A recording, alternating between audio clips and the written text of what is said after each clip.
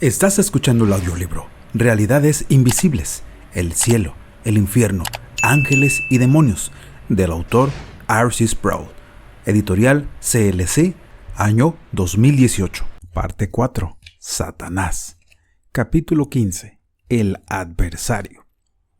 Siempre siento algo de miedo cuando escribo sobre el tema de Satanás, la más malvada de las criaturas, sin duda el mayor ejemplo de maldad. Recuerdo que C.S. Lewis, después de escribir su famoso libro titulado Cartas del Diablo a su sobrino, comentó que había enfrentado un periodo de depresión mientras escribía la obra, porque tenía una fuerte sensación de estar bajo la opresión del sujeto acerca de quien estaba escribiendo, es decir, Satanás mismo.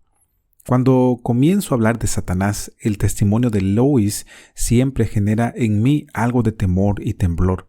Una cosa es considerar a Satanás en lo abstracto o mirarlo desde una posición meramente doctrinal, pero cuando enfrentamos cara a cara lo que la Biblia enseña acerca de él, que es el archienemigo de los santos, tiene sentido proceder con gran precaución.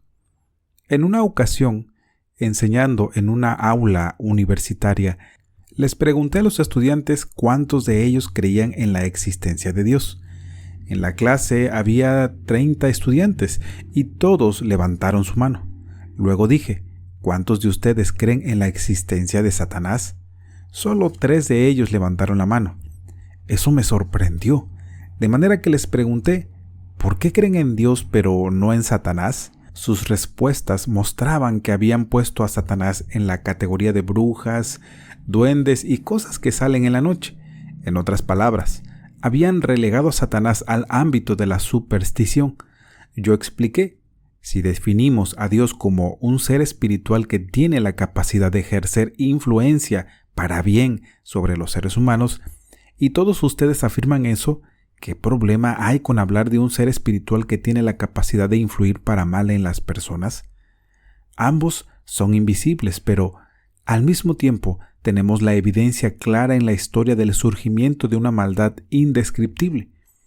Cuando insistí en preguntarles a los estudiantes respecto a la asociación de Satanás con la superstición, uno de ellos dijo, «¿Usted no cree en un pequeño hombre vestido de rojo que lleva un tridente en su mano y que tiene pezuñas y cuernos, verdad?» Le respondí que no creo que Satanás use un traje rojo y todas esas cosas. Esa imagen data de la Edad Media, un tiempo cuando los cristianos tenían una conciencia aguda respecto a la realidad del mundo espiritual, y en particular sobre la realidad de Satanás. Ellos tomaron medidas para defenderse de las estratagemas de Satanás, y al tratar de identificar sus puntos débiles, llegaron a la conclusión de que su gran punto de vulnerabilidad era su orgullo. Así que lo atacaron por ese lado, haciendo caricaturas tontas para representarlo y burlarse de él. Nadie en la iglesia de ese momento creía que Satanás sí usara traje rojo, llevara un tridente y tuviera pezuñas y cuernos. En este punto valdría la pena preguntarnos, ¿qué enseñan las Escrituras acerca de Satanás? El nombre Satanás significa adversario, y creo que ese es un nombre adecuado para él porque eso es lo que es. Él no es simplemente un archienemigo entregado a la maldad. Es el enemigo de todo lo bueno. Es el adversario de todo aquel que pone su confianza en Jesucristo y, desde luego, al enemigo que más detesta es a Cristo mismo. Al momento de la caída, cuando Dios respondió al pecado de Adán y Eva poniendo una maldición sobre ellos, Él también maldijo a la serpiente que los había seducido. Dios dijo que desde ese momento ella se arrastraría sobre su pecho y comería del polvo de la tierra. Luego dio una profecía diciendo que la simiente de la mujer heriría a la serpiente en la cabeza, mientras que la serpiente causaría una molestia menor en el talón de la simiente de la mujer. Esto lo denominamos el protoevangelio o la primera promesa del evangelio. Esta fue la promesa de la redención futura, cuando la cabeza de la serpiente sería aplastada. Sin embargo, a partir de ese momento, a lo largo del resto de la historia de la redención, Satanás se manifiesta como el adversario del pueblo de Dios. En la historia de la Iglesia ha habido 2 serias distorsiones respecto a la persona y la obra de Satanás. La primera distorsión común es minimizar su realidad o incluso negar su existencia y no tomarlo en serio como un verdadero adversario espiritual. La segunda distorsión es atribuirle mayor poder e importancia que los que en realidad tiene. Muy a menudo, la Iglesia ha sido influenciada por perspectivas dualistas que ven las fuerzas del bien y el mal, la luz y la oscuridad, como poderes opuestos iguales que compiten por la supremacía. Sin embargo, la perspectiva bíblica no reconoce dicho dualismo, porque la competencia entre Dios y Satanás no es competencia en lo absoluto. Satanás es una criatura, un ser creado. Siempre y en todas partes se encuentra bajo el poder soberano y la autoridad del Creador. Por ningún motivo y en ningún caso es igual a Dios. Como criatura, no tiene ninguno de los atributos incomunicables de Dios. Cuando hablamos de los atributos de Dios teológicamente, hacemos una diferencia entre los atributos comunicables y los incomunicables. Los atributos comunicables son los que Dios tiene y que en el cierto grado puede comunicarnos a nosotros, sus criaturas. Por ejemplo, Dios, como un ser bueno, comunica a sus criaturas la posibilidad de bondad, y nosotros podemos manifestar bondad, aunque no la perfección de bondad que se encuentra en Él. Los atributos incomunicables son los que Dios tiene de forma exclusiva. Estos no pueden transferirse a las criaturas. Una de las cosas que Dios no puede hacer es crear otro Dios, porque tan pronto como Dios crea un segundo Dios, el segundo Dios no sería eterno, por definición sería una criatura. Tendría un comienzo en el tiempo, desde el momento en que el Creador original lo hiciera. Sin embargo, en nuestra preocupación por Satanás, nos apresuramos a asignarle atributos que solo pertenecen a Dios. Por ejemplo, Martín Lutero advirtió a su gente respecto a la clara realidad de Satanás, diciéndoles: Satanás está tan cerca como tu propia ropa. En ese punto no estoy de acuerdo con Lutero.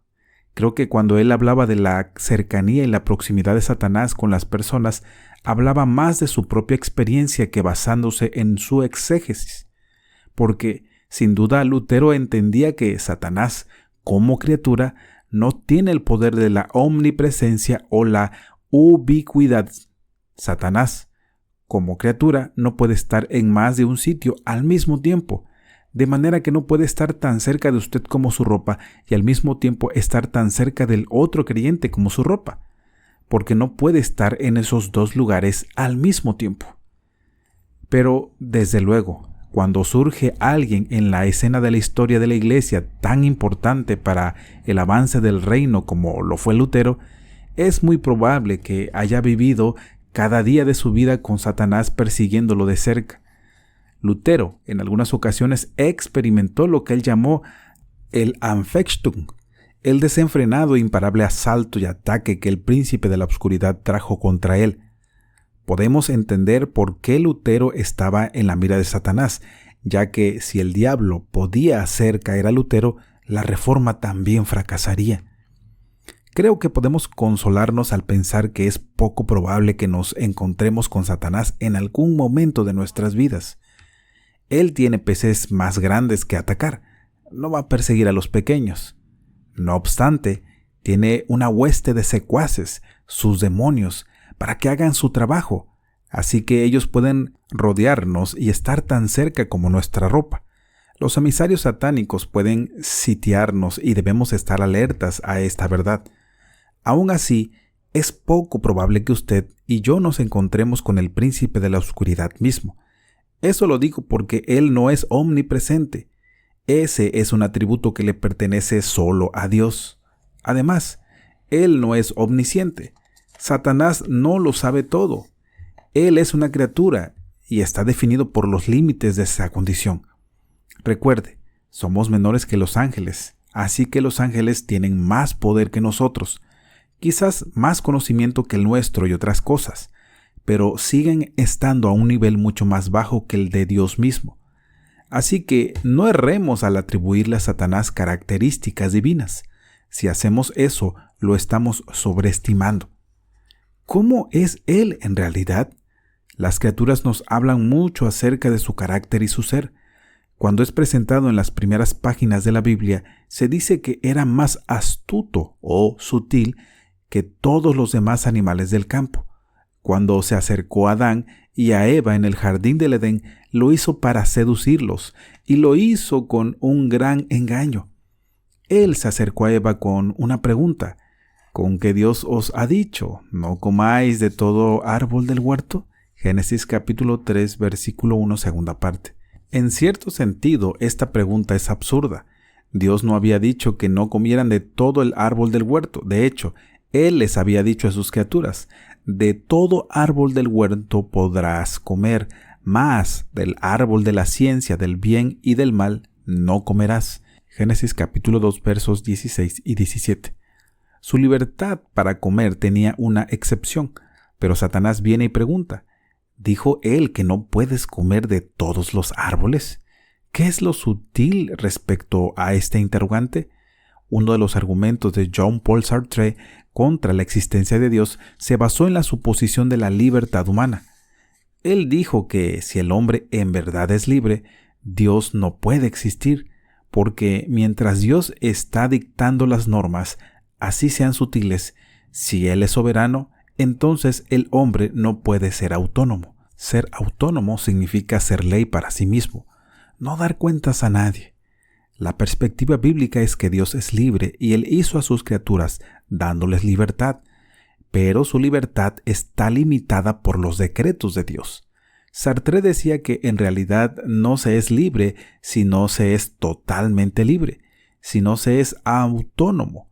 No eres libre en lo absoluto.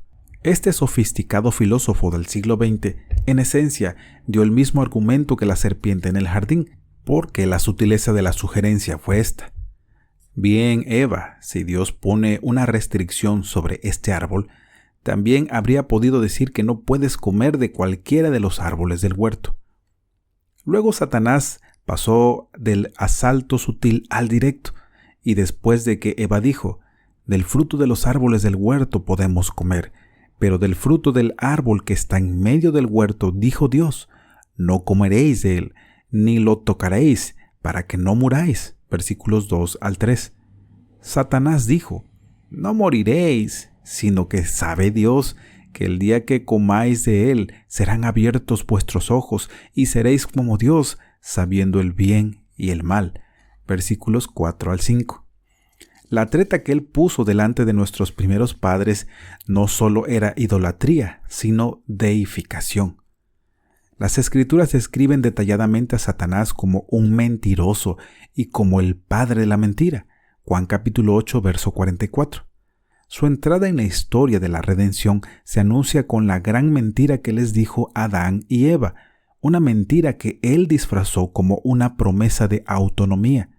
Si de verdad quieren ser libres, si comen del fruto, estarán imponiendo su independencia, se quitarán de encima el yugo de este Dios restrictivo y serán como Él. Serán divinos, ya no estarán más subordinados a Él.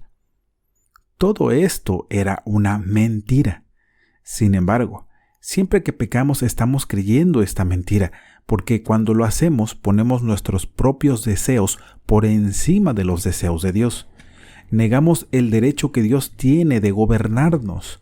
Con el pecado más sutil nos hacemos traidores cósmicos, porque tratamos de derrocar el reino de Dios en nuestras vidas. No queremos a Dios rigiendo sobre nosotros y sucumbimos a esta mentira que se nos dio en el comienzo. Así que, como podemos ver en este pasaje, Satanás es astuto y listo. No solo eso, sino que las Escrituras lo describen como un ser de gran fuerza. Es claro que no puede igualar a Dios porque no es omnipotente, pero es poderoso y más que nosotros. Cuando nuestro Señor dijo que Simón Pedro lo iba a traicionar negándolo 3 veces, Pedro protestó y le dijo que nunca lo haría, a lo cual Jesús respondió: Simón, Simón, he aquí, Satanás os ha pedido para zarandearos como a trigo. Lucas capítulo 22, versículo 31. Jesús le estaba diciendo a Pedro: tú crees que eres fuerte, pero eres pan comido, no eres rival para el príncipe de la oscuridad. Satanás es mucho más fuerte que Pedro. No olvidemos que en el Nuevo Testamento el diablo es descrito como un león rugiente que busca a quien devorar. Primera de Pedro capítulo 5 versículo 8. En las Escrituras, el león siempre representa la fuerza. La aplicación positiva es para el león de Judá, el Rey Jesús, cuya fuerza no tiene rival. La aplicación negativa es para Satanás, un león rugiente a quien nosotros no podemos enfrentar. Sin embargo, como dije antes, Satanás no tiene el atributo divino de la omnipotencia. Su poder es limitado y la advertencia en las Escrituras nos sugiere que, aunque es tan poderoso como un león, podemos resistir su poder y su engaño. Se nos dice que lo resistamos y tenemos la promesa que si lo hacemos, Él huirá de nosotros. Santiago capítulo 4 verso 7. Así que en mi mente tengo la imagen de un gigantesco y musculoso león que anda al acecho. Se acerca a nosotros y gruñe mostrando sus dientes, pero si lo resistimos, Él meterá la cola entre las patas y saldrá huyendo como un cobarde. La palabra de Dios también nos enseña que el cristiano tiene un poder que no es inherente a su naturaleza humana, sino uno más fuerte que Satanás, y es el poder del Espíritu Santo. En 1 de Juan capítulo 4 versículo 4 leemos: mayor es el que está en nosotros que el que está en el mundo. Así que cuando estamos vestidos de toda armadura de Dios y tenemos en nosotros al Espíritu Santo, tenemos el poder para resistir a Satanás y superarlo. Disfruto mucho cantar el gran himno de Lutero, Castillo Fuerte. Este se basa en el Salmo 46. Esta melodía enfatiza que Dios es nuestra fortaleza, llevándonos a recordar que Él es nuestra gran fuerza y nuestra defensa contra Satanás y contra un mundo lleno de demonios que amenazan con destruirnos. Castillo fuerte nos recuerda que Dios nos ha dado el poder de su palabra, el poder de su verdad y el poder del Espíritu Santo, quien nos permite superar a las fuerzas del infierno. Después de que Lutero murió, cuando sus seguidores se desanimaban, su principal discípulo, Philip Melanchthon, decía: cantemos el 46, cantemos Castillo Fuerte. De esa manera recordaban el poder de Dios y recobraban nuevas fuerzas para resistir al diablo. Esto fue el capítulo 15. En el próximo capítulo abordaremos el ángel de luz. Esto fue un trabajo de Teologética Audiolibros. Si te gusta nuestro contenido, te invitamos a suscribirte a nuestro canal y activar la campanita de notificaciones para estar pendientes en el próximo capítulo. Te invitamos también a que compartas nuestro contenido para que muchas más personas puedan ser bendecidas a través de esta labor. Que Dios te bendiga.